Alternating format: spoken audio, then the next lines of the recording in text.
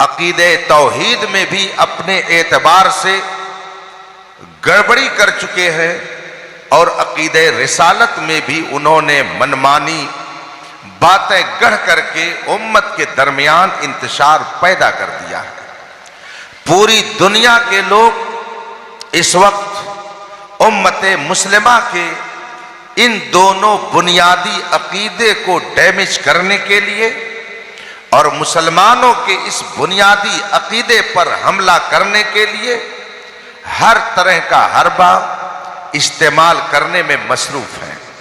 अकीदे तौहीद ये कि खुदा के अलावा कोई इबादत के लायक नहीं, वही इस कायनात को चलाता है, वो हर ऐब से पाक है।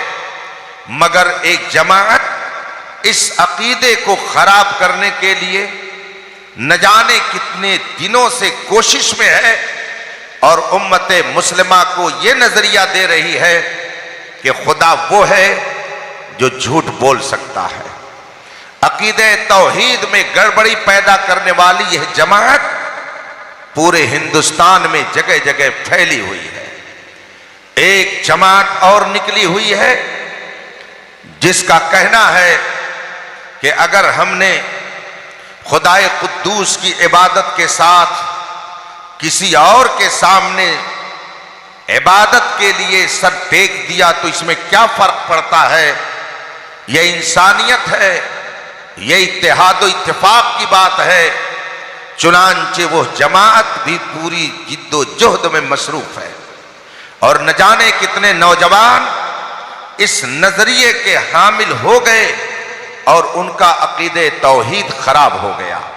कलमा पढ़ने के बावजूद ऐसे बेशुमार इंसान इस वक्त मेरे पास एक मौलाना साहब ने फोन किया और उन्होंने बताया कि हजरत 6 नौजवान कॉलेज में पढ़ने वाले मुझे ऐसे इस शहर में मिले कि जिन्होंने खुदा के वजूद का इनकार कर दिया। वो कलमा पढ़ने वाले थे, मुसलमान घर में पैदा हुए थे, मगर उनको कहां की हवा लगी ये पता नहीं चल सका और 6 नौजवानों ने खुदा के वजूद का इनकार कर दिया। कई साल पहले की बात है, एक आलिम साहब नेपाल मुल्क टहलने गए। काठमांडू में एक घर में उनका कयाम हुआ। जब वो चलने लगे तो साहिब खाना ने कहा, मेरी 5-6 साल की एक बच्ची है, उसको दुआ कर दीजिए। उस बच्ची को बुलाया गया, आलिम साहब ने उसे दुआ दी और उन्होंने उस बच्ची से पूछ लिया, बेटा कलमा याद है? बच्ची ने कहा, हां याद है। आलिम साहब ने फरमाया कि सुनाओ। बच्ची ने कलमा सुनाया। उसने पहले बिस्मिल्लाह पढ़ी और फिर कलमा सुनाया और उसके बाद में उसने बिस्मिल्लाह का अज़्ख़ुद तर्जमा किया और उसने कहा, अल्लाह के नाम से शुरू जो निहायत मेहरबान और रहमत वाला है। आलिम साहब ने उसे शाबाशी दी, मगर फौरन वो बच्ची जो भी 6-7 साल की थी, उसने सवाल किया और कहा, हजरत क्या अल्लाह बड़ी रहमत वाला है, बहुत मेहरबानी करने वाला है? आलिम साहब ने फरमाया, बेशक अल्लाह बड़ी रहमत वाला है, बहुत मेहरबानी करने वाला है। बच्ची ने फौरन कहा, हजरत मेरे जहन में एक सवाल है। आलिम साहब ने पूछा, क्या सवाल है?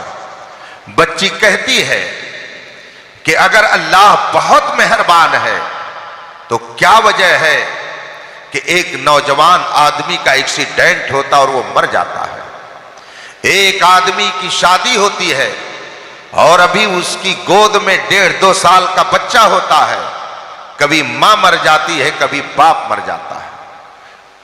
क्या है कि कभी बच्चे की पैदाइश के वक्त मां मर जाती है मगर बच्चा मौजूद रहता है। अगर खुदा मेहरबान है तो ये कौन सी मेहरबानी है, ये कौन सी रहमत है कि जवानी में आदमी को मौत दे दे? ये कौन सी मेहरबानी है कि अभी बच्चा पैदा हुआ और मां को मौत दे दी जाए? अगर खुदा बहुत मेहरबान है तो ये मेहरबानी हमारी समझ में नहीं आती है। जो ही उसने ये बात कही, आलिम साहब ने उससे पूछा, बेटा ये तो बताओ कि ये सवालात तुमको किसने बताए हैं, किसने तुमसे ये सवालात किए? उस छोटी सी बच्ची ने जवाब दिया कि ये सवाल मैं जिस स्कूल में पढ़ती हूं वहां की टीचर ने मुझे बताया है। मालूम हुआ कि वो एक ईसाई स्कूल में पढ़ने वाली तालिबा है और वहां उसे यह बताया गया कि अगर तुम्हारा खुदा बहुत मेहरबान है तो ऐसे काम क्यों करता है, मुझे बताया जाए। अकीदे तौहीद पर हमला किया कि नहीं किया? अकीदे तौहीद को बर्बाद करने के लिए उसको तालीम दी गई कि नहीं दी गई? न जाने कितने नौजवान इसी तरह के शकूक व शुबहात में मुब्तला होकर कलमा पढ़ने के बावजूद खुदा के वजूद का इनकार कर रहे हैं। अभी 1.5 साल पहले की बात है, मेरे पास वालिदैन आए एक बच्चे के और उन्होंने उस बच्चे की दास्तान सुनाई और कहा इसने अपनी बीवी को तलाक दे दी है। बीवी और शौहर दोनों साथ आए हुए थे। बीवी से तस्दीक की गई, शौहर ने भी इकरार किया और उसके बाद बीवी कहती है कि सिर्फ यही नहीं कि इन्होंने मुझे तलाक दी, ये देखिए मैंने इनके जुमलों को सब लिख रखा है। मैंने जब वो कागज पढ़ा तो मेरे होश उड़ गए। वो नौजवान जो मुसलमान घर में पैदा हुआ, जो कलमे तैयबा पढ़ने वाला था, मगर उसमें अल्लाह की शान में मुगल्लज़ात लिखे हुए थे, खुदा की शान में उसने गुस्ताखियां की थी, गाली दी थी, खुदा के वजूद का इनकार किया था। इस तरह के हालात पूरी दुनिया के अंदर इस वक्त बनाए जा रहे हैं। जगह जगह के तुझे थक चुके हैं हंगामे, निशाते लज्जते ख्वाबे गिरा बदल डालो। गलत रवि से मनाजिल का बोध पढ़ता है, मुसाफिरों रविशे कारवा बदल डालो। अकीदे तौहीद को बर्बाद करने के लिए एक जहती और इत्तेहाद के नाम पर न जाने कितनी सियासी पार्टियां काम कर रही हैं और बहुत सारे लोग जाकर के माबूदाने बातिला के सामने माथा टेक कर इत्तेहाद और इत्तेफाक की दावत देने का काम कर रहे हैं। यह हकीकत में अकीदे तौहीद से हटाने की एक मुनज़्ज़म साजिश है। अगर आपने इसकी बारीकियों को नहीं समझा तो आप कलमा पढ़ने के बावजूद मुसलमान नहीं रह सकते हैं। अकीदे रिसालत है कि रब्बे कदीर ने हजरत आदम अलैहिस्सलात व तस्लीम से लेकर रसूल पाक सल्लल्लाहु अलैहि वसल्लम तक 1 लाख कमो बेश 2 लाख 24,000 अंबियाए किराम को दुनिया में भेजा इंसानों की हिदायत के लिए, और आखिरी नबी हमारे और आपके आका और मौला रसूल पाक सल्लल्लाहु अलैहि वसल्लम है। मगर इस अकीदे रिसालत को बर्बाद करने के लिए कलमा पढ़ने वालों की टोली भी चल रही है और बेकलमों की भी टोली पूरी दुनिया में फैली हुई है, और ये चाहते हैं कि मुसलमानों का रिश्ता इनके पैगंबर से तोड़ दिया जाए। और अगर ये माने अपने नबी को तो जिस तरह से मानना चाहिए उस तरह से न माने, हम जिस तरह से बताएं उस तरह से माने, ताकि मानने के बावजूद ये बेकलमा रहे, कलमा पढ़ने के बावजूद ये साहिब ईमान न हो सके। चुनांचे एक तहरीक चल रही है बहुत जोरों से पूरी दुनिया के अंदर कि रसूल पाक आखिरी नबी नहीं है। कुरान ने जो खातमन नबीयीन का कलमा इरशाद फरमाया है उसका माना वो नहीं है जो उम्मते मुस्लिमा 1400 साल से समझ रही है, उसका माना कुछ और है। ये तहरीक पूरी दुनिया के अंदर मुख्तलिफ मीडिया के जरिया अपने अकीदे को फैलाने की जिद्दोजहद में लगी हुई है, और पूरी दुनिया के अंदर कलमा के नाम पर लाखों नहीं करोड़ों की तादाद में फैल करके उम्मते मुस्लिमा के ईमान और अकीदे को बर्बाद करने में लगी हुई है। इस वक्त आपके हिंदुस्तान में केरला है, कर्नाटक है, तेलंगाना है, उड़ीसा है, बंगाल है और भी कुछ साहिले इलाके हैं जहां पर यह तहरीक बहुत जोरों से काम कर रही है। न जाने कितने नौजवान ऐसे हैं जो रसूल पाक का कलमा पढ़ते हैं मगर उसके बावजूद रसूल पाक को आखिरी नबी नहीं मानते। मैं 2 साल पहले केरला शहर कालीकट एक जरूरत के तहत गया। रात में जहां मैं होटल में ठहरा हुआ था, केरला के कुछ लोग मेरे साथ थे। मैंने उनसे पूछा यहाँ की मजहबी हालत क्या है, यहाँ किस किस जमात के लोग पाए जाते हैं। मुख्तलिफ जमातों का नाम लेने के बाद बताने वाले ने मुझे बताया कि यहाँ कादियानी भी पाए जाते हैं और एक बड़ी तादाद में पाए जाते हैं। मैंने पूछा क्या आपके शहर में यहाँ पर भी कादियानी मौजूद हैं? उन्होंने बताया कि यहाँ पर उनका एक इदारा चलता है, उनकी मस्जिद है, उनका तबलीगी सेंटर है और 1000 मकान पूरे कालीकट में ऐसे हैं जिनके घरों में कादियानियत पनप रही है और कलमा पढ़ने के बावजूद वो रसूल पाक को आखिरी नबी नहीं मानते हैं। रात में 11 बजे के करीब जब मुझे उन्होंने ये बताया, मुझे सख्त ईजा पहुंची और मैंने कहा कि मैं इसी वक्त उस इदारे को देखने के लिए चलना चाहता हूं, क्या वहां जाया जा सकता है?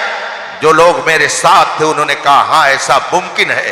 रात में होटल से उतरे, सवारी की गई और फिर कुछ देर चलने के बाद 4 मंजिला वो बिल्डिंग हमारी निगाहों के सामने थी जिसकी पेशानी पर कलमे तैयबा लिखा हुआ था।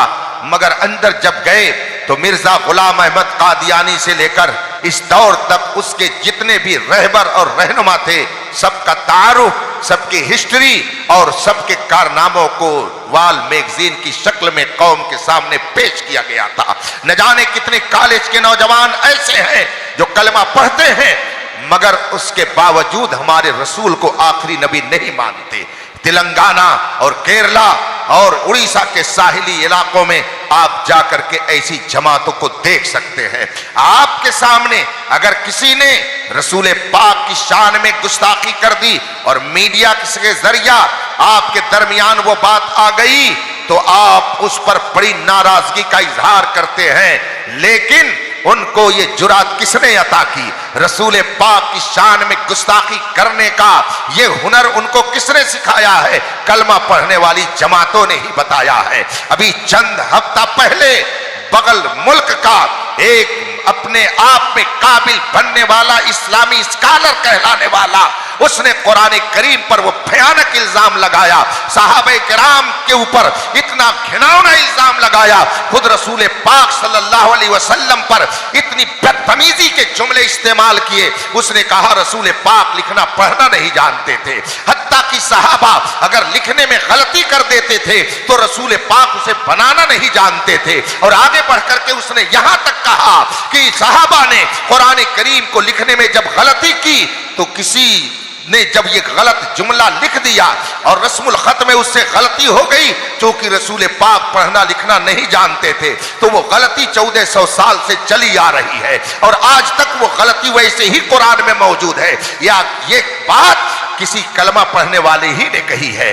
गैर कलमा गो ने नहीं कही। आप दूसरों के लिए तो चीखते हैं मगर दाढ़ी वाला जब गुस्ताखी करता है, जब जुब्बा वाला जब गुस्ताखी करता है, कुरान को हाथ में लेकर पढ़ने वाला जब गुस्ताखी करता है तो आप सोचते हैं ये मेरा चचा है, ये मेरा भाई है, ये मेरा रिश्तेदार है, इससे दोस्ती की जाए, इसको रिश्तेदारी में निभाने के लिए कोई सूरत निकालनी चाहिए। क्यों नहीं आप ये सोचते हैं कि नबी करीम सल्लल्लाहु अलैहि वसल्लम का दुश्मन चाहे दाढ़ी की शक्ल में हो, चाहे जुब्बे और साफे में आए, चाहे कुरान लेकर के आए, मेरे ताजुश शरियात ने फरमाया नबी से जो हो बेगाना उसे दिल से जुदा कर दो, पितर मादर बिरादर जानो मालूम पर फिदा कर दो।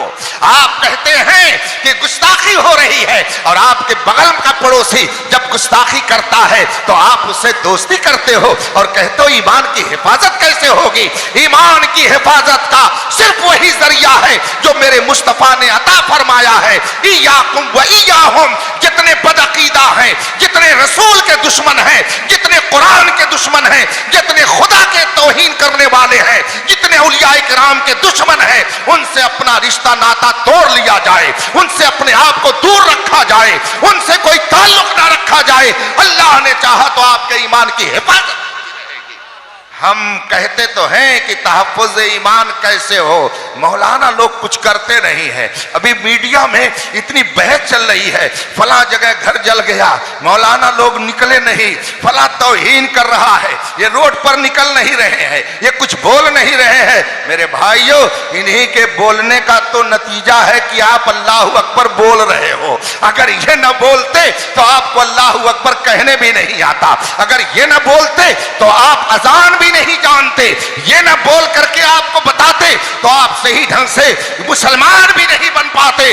आपके अंदर इस्लाम की जो भी तहजीब बाकी है ये इन्हीं उलमाए किराम की मेहनतों का ही नतीजा है। लोग समझते हैं सब काम उलमा के जिम्मा है, घर किसी का जल जाए मौलाना लोग रोड पर आए, पीर साहब आए एहतजाज करें, पीर साहब आकर के स्पीच दे, और जब पीर साहब गिरफ्तार हो जाएं तो सब लोग अपने घर में बैठ जाए। सेठों से क्यों नहीं करते? कहते हैं जो अरबपति बन करके दादे ऐश अपने कब्रों में दे रहे हैं वो कब मैदान में उतरेंगे? ये डॉक्टर जो एक मरीज की फीस 500 रुपया लेता है ये कब मैदान में उतरेगा? वो इंजीनियर जो रोजाना न जाने कितने नक्शे बना करके लाखों रुपए कमाता है वो कब मैदान में निकलेगा? क्या ये पढ़े लिखे लोग नहीं है? क्या ये दानिशवर लोग नहीं है? इनकी भी जिम्मेदारी है कि वो मैदान में आए और अपनी वफादारी मुस्तफा का सबूत दे। नारे तकबीर, नारे रिसालत, नारे रिसालत, मसलके आला हजरत हुजूर ताजुल फुक़हा। एक साहब कहने लगे बच्चियां मुर्तद हो रही हैं, गैरों के साथ भाग रही हैं, मौलाना लोग कुछ कर नहीं रहे हैं। मैंने कहा क्या मदरसे के तालिब इल्मों को सबके घरों के सामने पहरेदार बना दिया जाए, इन तलबा को बैठा दिया जाए लोगों के घरों पर? वो बाप क्या अंधा है जो अपनी बेटी को नंगा लिबास पहना करके यूनिवर्सिटी में भेजता है? क्या वो माँ अंधी है कि जो अपनी बेटी को इस तरह से उरियानियत के साथ बाजार में भेज रही है? क्या उसका भाई अंधा है कि जो गैरों के साथ अपनी बहन को टहलते हुए देखता है, कुछ बोलता नहीं है? इसलिए रसूल पाक ने 1400 साल पहले फरमाया कुल्लुकुम राइन व कुल्लुकुम मसऊलुन अन रइयतिही, तुम में का हर शख्स जिम्मेदार है और हर शख्स से उसकी जिम्मेदारी के बारे में सवाल किया जाएगा।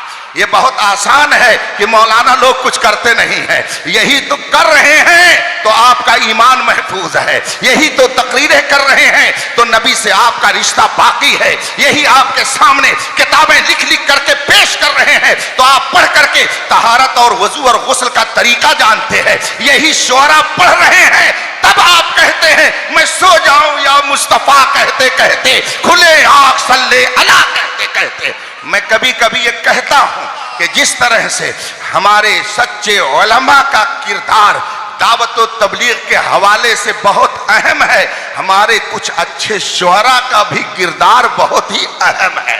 इसलिए कि इन शुअरा ने हमारे लाखों नौजवानों की जबान से गाने के नगमे को छुड़ा करके मुस्तफा की नात पढ़ने का हुनर अता फरमाया है। मैं ये कहता हूं हमारे बेशुमार नौजवान ऐसे हैं कि जो कल तक गाना बैठ करके सुनते थे मगर अब मुस्तफा की नातें सुनते हैं। किसी ने असद इकबाल को पसंद कर लिया तो किसी ने अख्तर ज़ियाई को पसंद कर लिया, किसी ने वैस कादरी को पसंद कर लिया, मगर सब कहते हैं मजा तो जब आता है जब बरेली के रजा का कलाम सुनाया जाता है। अभी रास्ते में मैं आ रहा था, अख्तर साहब मेरे साथ थे, किसी शायर की नात चल रही, किसी शायर ने नात पढ़ना शुरू किया, लगा दी गई गाड़ी में वो नात और सरकार मुफ्ती आजम हिंद की नात वो सुनाने लगा। मैंने कहा कि खुदा जाने किस जज्ब के आलम में खानवादे रज़विया ने नबी की तारीफ में इन कलमात को कलम बंद किया है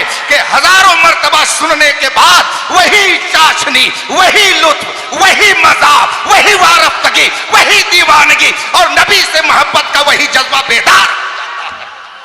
इसलिए रफीकान मोहतरम, ईमान की हिफाजत का इस जमाने में सिर्फ एक जरिया है कि रसूल पाक के सच्चे गुलामों की गुलामी का पट्टा अपने गले में डाल लिया जाए। इमाम अहमद रजा ने फरमाया है तेरे गुलामों का नक्शे कदम है राह खुदा, वो क्या बहक सके जो ये सुराग लेके चले।